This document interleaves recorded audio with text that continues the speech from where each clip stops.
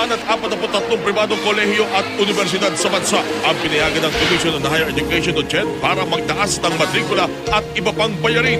Sa pagtataya ng CHED, nasa 8.3% o kulang-kulang 40 piso kada unit ang average increase. Mas mababa raw ito sa inaprobahan nilang 10% average tuition hike noong nakaraang taon. Marami raw sa mga kolehiyo at universidad na pinayagan ng CHED ay nasa Metro Manila at Calabar Zone. Paglilinaw naman ng komisyon, walang tuition hike sa mga state college and university. Ang pagtaas ng matrikula sa ilang pribadong kolehiyo at universidad sa bansa, pag-uusapan natin kasama si Maring Winnie Monson. Ang tanong po ng ating mga kababayan ngayon, may magagawa nga ba ang pamahalaan para mapigilan ang pagtaas ng tuition at iba pang bayarin sa mga pribadong kolehiyo at universidad? Yan ang pag-uusapan natin kasama si Professor Winnie Monson.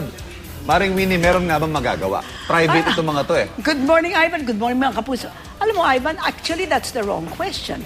The question that must be posed is, yung mga tuition fee hikes ba, sulit ba? Kung sulit para sa mga estudyante, in other words, mas nagiging mataas ang level ng or kalidad ng education, wala akong problema because that is going to be reflected in the student's performance. Di ba? Ang problema is tumataas yung tuition, pero yung academic performance ng a lot of these colleges, hindi tumataas. Tignan nyo lang yung kanilang performance sa professional examinations, etc. Ayon sa akin, ang talagang madaya. Number 2, Ivan, yung tuition fee increases, hindi ko maintindihan mga kapuso, ha? Tignan nyo, well, of course, you will not do it, but yung sa Consumer Price Index, yung inflation rates, alam nyo mga kapuso, yung inflation rates ng education, you know, that the sector is higher than the average inflation rate. In fact, it's one of the highest. Yung pagpapataas ng presyo ng education. Bakit ganon? In other words, mas mataas sa health, mas mataas sa transport. You know, until last year, mas mataas tobacco, etc. In other words, it's one of the fastest increasing prices. And the question is to CHED is, why is that? Of course, the good news is that apparently nagpapagawa ng saliksik ang chairman ng CHED, si Tati Licuanan, from the Philippine Institute for Development Studies to find out kasi sa ngayon parang walang nagagawa daw ang CHED. Basta you know, they followed the procedure, walang nagagawa ang CHED. Sa akin, hindi. Malakas ang poder ng CHED. Kung sasabihin ang CHED sa school, if you don't improve the quality of education as shown by the passing rate of your graduates in professional exams, we will remove your accreditation. What's wrong with that? Hindi ba? Akalain mo itong mga tao ito, taas ng taas, hirap na hirap ang mga parents, tapos hindi sulit. Pero balikan ko po yung premise ng statement nyo, Maring Winnie. Ang sinasabi po natin, given yung tuition increase, basta may improvement sa kalidad ng edukasyon. Of course. So it's something we have to live with, tayo mga magulang. You have to, well, sa akin also, there's another one. Sabi ko, because nakuha ko ito sa isang, you know, socially conscious owner of a university. Ang sabi niya, sa kanilang university, yung basta pumasok ka, may tuition fee. Alright? That tuition fee will not change while you are in college. Ang mag-change, yung mga sa pumapasok.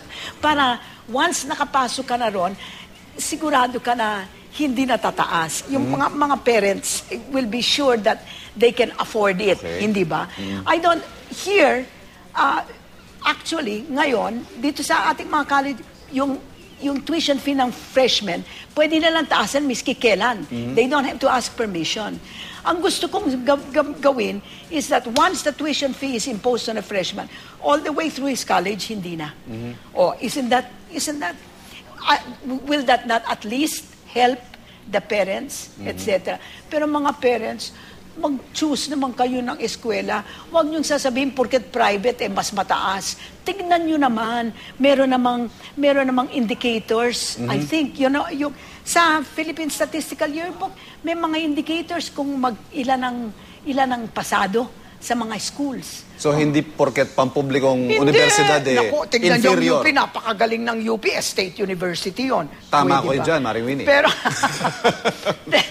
Pero hindi porket State University, magaling. Mayroong mga state universities and colleges dyan na talagang glorified high schools.